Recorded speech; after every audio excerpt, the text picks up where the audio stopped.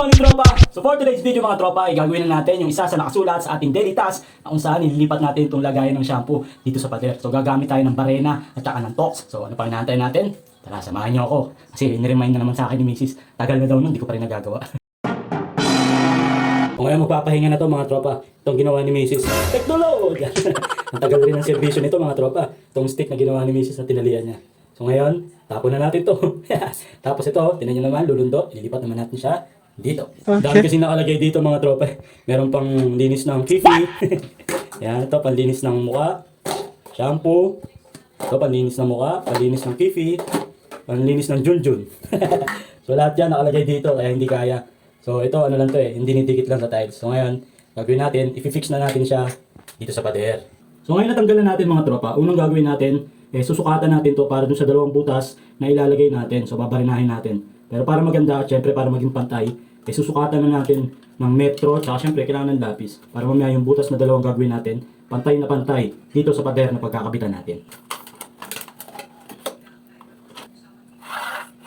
So ito na mga tropa. So nasukatan na natin. So ito, dito tayo ngayon magbubutas gamit yung barena. And then pag nabutasan na natin, ihuhulman natin doon sa pader. So yung butas na nagawa natin dito, susulatan na lang natin ng lapis. Para yung masusulat na lapis doon sa pader, yun naman yung bubutasan natin. Butasan na natin gamit yung barena.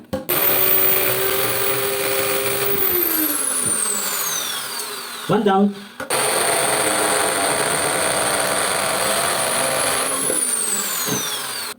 Two down. Two holes. So ngayon may butas na, dalawang butas. Ngayon naman, ito naman yung magiging ano natin, guide para doon sa pader. Sulatan lang natin ng lapis. So ngayon naman, babarinahin na natin yung pader. So papalitan natin itong bit. So tatlong klase yung bit mga tropa. May pambakal, may pangkahoy, may pang simento. So ngayon papalitan natin siya ng pang simento.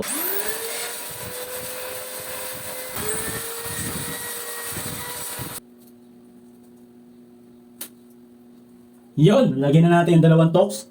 So ngayon, sukat na natin. So kakabit na natin mga tropa, nalagyan na natin yung screw. Ngayon try natin kung sakto ba yung butas na ginawa natin sa pader.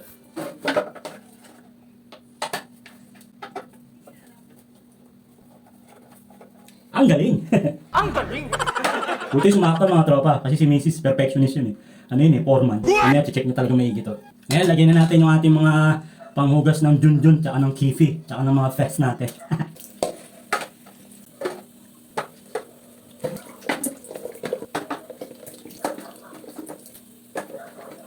Ayos!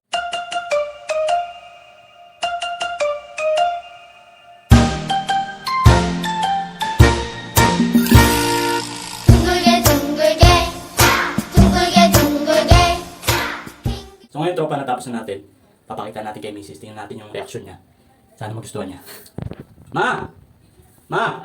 Tingnan mo nga yung ginawa ko kung okay na sa'yo to.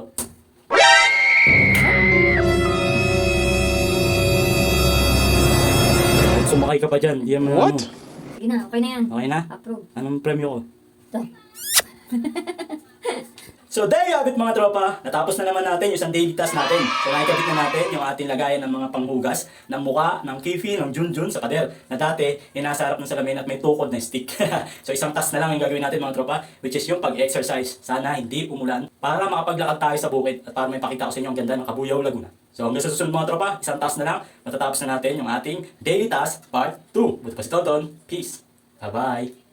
Ganda!